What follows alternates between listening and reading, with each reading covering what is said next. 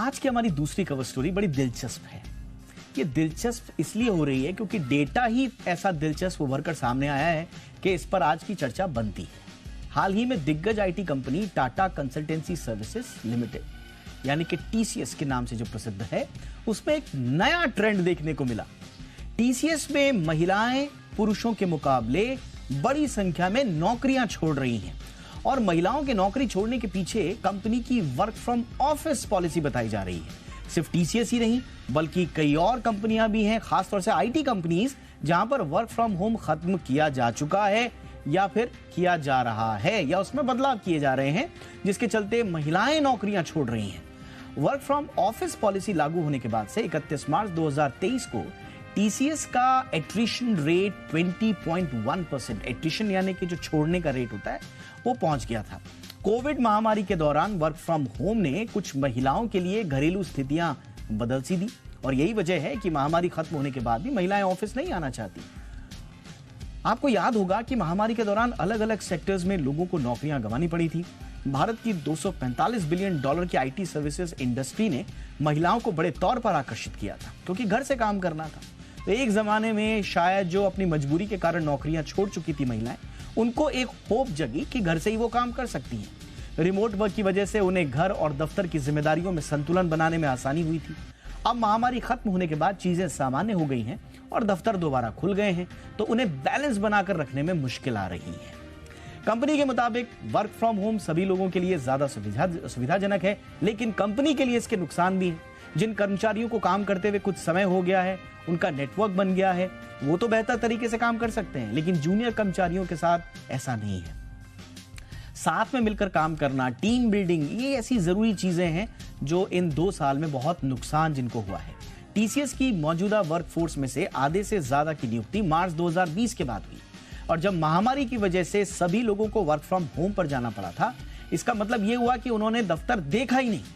पिछले कुछ महीनों के दौरान दिग्गज आईटी कंपनी ने अपनी वर्क फ्रॉम ऑफिस की पॉलिसी पर काम किया। कर्मचारियों को कम से कम हफ्ते में 3 दिन दफ्तर आने पर मेमोज भी दिए गए, कम से कम 3 दिन दफ्तर नहीं आने पर मेमोज दिए गए। टीसीएस ने एक बयान जारी कर यह भी बताया कि उनका लक्ष्य महीने में औसतन कम से कम 3 दिन सभी कर्मचारियों के लिए दफ्तर से काम करने का है, मगर महिलाएं हफ्ते में 3 दिन भी ऑफिस आने से मना कर रही हैं और यही वजह है कि महिलाएं बड़ी संख्या में अपना इस्तीफा सौंप रही हैं, नौकरियां छोड़ रही हैं। तो बड़ा दिलचस्प ये ट्रेंड है, इसको और थोड़ा विस्तार से समझने की कोशिश करेंगे। टीम लीज डिजिटल से हमारे साथ इस वक्त मुनीरा लोलीवाला मौजूद है। मुनीरा जी, बहुत बहुत स्वागत है। आपका एनालिसिस पहले कि ये वाकई में ये वुमेन जो वर्कफोर्स है हमारा, क्या वाकई में ऑफिस पहुंचकर अब वर्क लाइफ बैलेंस बना पाना उनके लिए मुश्किल हो रहा है, इसलिए वो नौकरियां छोड़ रही हैं, या कुछ बात और है?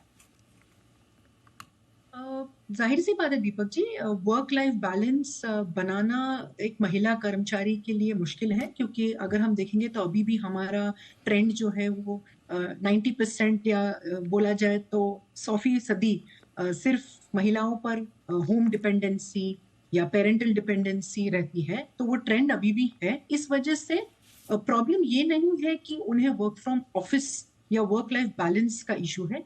ये जो फेज है जिसे हम बोलते हैं कि कंपनीज ने वर्क फ्रॉम होम पॉलिसी को खारिज करके वर्क फ्रॉम ऑफिस का इशू मेमो किया है, उसका जो रशिंग ट्रांजिशन है, प्रॉब्लम ये है। क्योंकि अगर हम बात करें, आज जैसे कि आपने बताया कि 2 साल पहले काफी सारी महिलाओं ने काफी टेक कंपनीज या आईटी कंपनीज में जॉब ली है क्योंकि वर्क फ्रॉम होम था, उन्होंने कभी ऑफिस देखा ही नहीं था, तो जाहिर सी बात है वो अपना वर्क लाइफ बैलेंस कर पाते।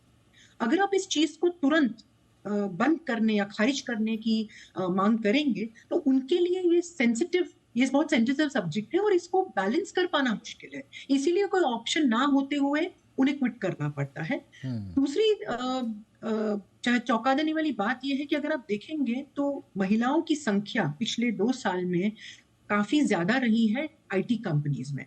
उसमें भी अगर हम बात करें तो 51% जो महिलाएं हैं वो नए रिक्रूट्स एंट्री लेवल पर किए गए हैं। अच्छा। विच मीन्स कि ये एक बहुत अच्छी शुरुआत से, जहां पे हमारा जो स्टेम रेशियो है हिंदुस्तान का, वो इक्वालिटी पे आया है, 50-50% बिटवीन महिला कर्मचारी और हमारे मेल कलीग्स। जाहिर सी बात है, जब हम वुमेन इंजीनियर्स को बढ़ावा देंगे तो वो अपने लाइफ के इस एज में या इस जर्नी पर पहुंच जाती है जहां पे फैमिली रिस्पॉन्सिबिलिटीज फ्रंट सीट ले लेती है, जिस वजह से 50% जो महिलाएं हैं वो एज ग्रुप बिटवीन 30 to 35 में क्विट कर जाती हैं, काफी सारे रिस्पॉन्सिबिलिटीज की वजह से।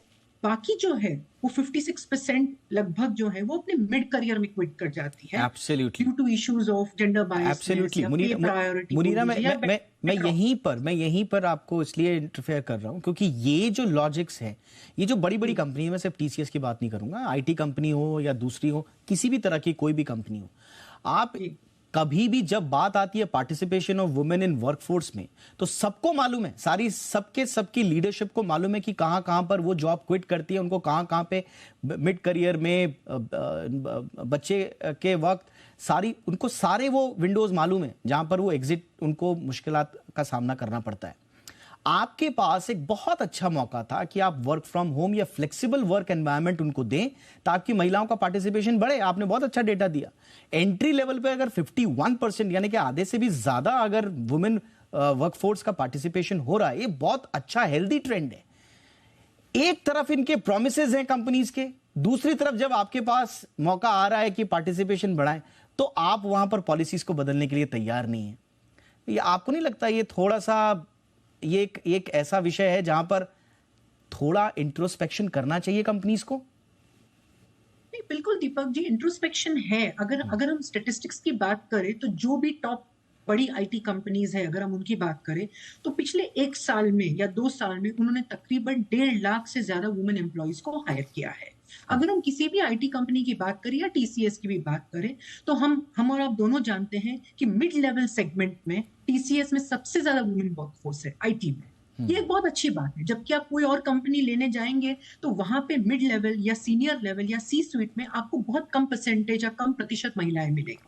तो हमें ये देखना चाहिए कि जो हमारा एट्रिशन है या जो महिलाएं जॉब छोड़ना चाहती है, क्विट करना चाहती है, वो किस सेगमेंट से, किस लेवल से क्विट कर रही है और उनके रीजंस क्या है। जैसे कि मैंने आपको बताया, यही कंपनियां हैं जिन्होंने काफी सारे प्रोग्राम्स की इनिशिएटिव ली है, जैसे कि वर्क फ्रॉम होम हो गया, हाइब्रिड मॉडल हो गया, या इंगेजमेंट टाइटर करके प्रोडक्टिविटी मेजर्स को बढ़ाया जाए। काफी सारे ऑर्गेनाइजेशंस हैं जिन्होंने सेकेंड इनिंग्स, जैसे जो बहुत सी महिलाएं हैं जिन्होंने अपने प्रेगनेंसी की वजह से या चाइल्ड या पेरेंटिंग या ओल्ड एज पेरेंट्स की वजह से जो ब्रेक्स लिए हुए हैं उनको रीजॉइन करवाएं। तो ये सारे इंट्रोस्पेक्शंस तो हो रहे हैं, लेकिन अगर परसेंटेज ज्यादा रहा है, जैसे कि बिटवीन 2020 एंड 21 36% रेशियो महिलाओं का टेक में इम्प्रूवाइज हुआ है और 2% का डिप हुआ है बिटवीन 22 और 23।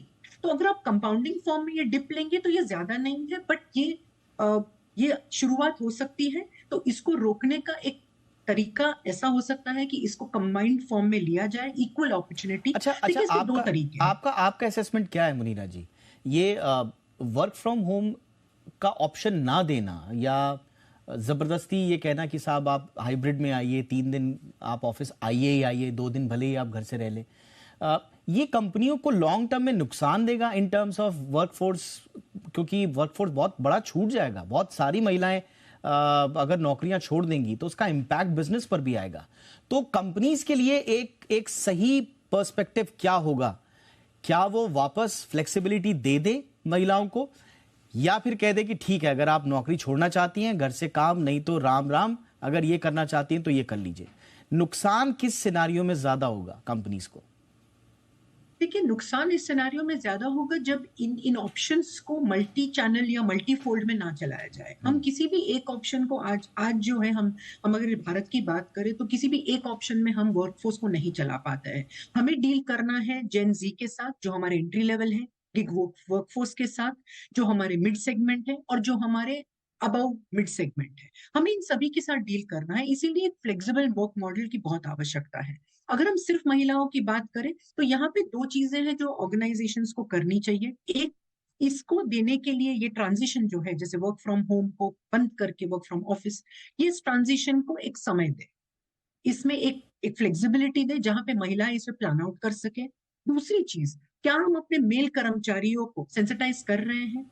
कितने ऐसे प्रोग्राम्स हैं जो आज ऑर्गेनाइजेशंस ले रहे हैं जहां हमने पेरेंटल जो हमें पैटर्निटी लीव्स है वहां पे हमने इम्प्रोवाइजेशंस देखे, रिस्पॉन्सिबिलिटी एट होम है वहां पे इम्प्रोवाइजेशंस देखे। तो ये डुअल चीज में चलेगा। जिस हिसाब से हमें कंपनीज को यहाँ पे प्रोडक्टिविटी या कंपनीज को परफॉर्मेंस चाहिए, अगर हम उन परफॉर्मेंस और प्रोडक्टिविटी मेजर्स को कॉन्फ़िगर कर सके हाइब्रिड मोड में, तो काफी सारी कंपनियां हैं जो कंप्लीटली वर्क फ्रॉम होम में चल रही है। मुझे लगता और है वो आपने अपना इसका दायरा काफी बढ़ा दिया। आपका ये स्टेटमेंट ना वाकई में सोचने समझने पर मजबूर करना चाहिए लोगों को, कि जब हम बात करते हैं वर्कफोर्स, जिसकी मैं पहले भी जिक्र कर रहा था कि हम बहुत सारे सेमिनार्स करते हैं, बहुत सारे भाषण देते हैं, बहुत सारी पोस्ट लिख देते हैं, ट्विटर पे ट्वीट कर देते हैं, वर्कफोर्स में पार्टिसिपेशन बढ़ाइए, ये करना चाहिए, वो करना चाहिए। एक्चुअल में अब सबके पास मौका है, कंपनीज के पास मौका है, मेल कर्मचारी जो हैं उनके पास ये मौका है कि वो क्या कुछ इंप्रोवाइजेशन कर सकते हैं जिससे पार्टिसिपेशन इंटैक्ट रहे। क्योंकि एक महिला अगर वो अपनी नौकरी को कह रही है कि मैं राम राम करने को तैयार हूं लेकिन मैं घर नहीं छोड़ूंगी, तो समझिए कि वो उनकी उसके पीछे की पूरी कहानी क्या है, वो जो दूसरी साइड है उसका पर्सपेक्टिव क्या है, ये समझने का बहुत अच्छा मौका है। मुझे लगता है कि अभी भी हम एक बहुत अच्छा इकोसिस्टम घर से भी तैयार कर सकते हैं, बशर्ते थोड़ा इंप्रोवाइजेशन करना पड़ेगा सोच में, काम में। क्या कंपनियां ये कर पाएंगी, ये आने वाला वक्त बताएगा। बहुत बहुत शुक्रिया मुनीरा जी, आपने वक्त निकाला, बहुत अच्छा विश्लेषण दिया आपने। Thank you so much.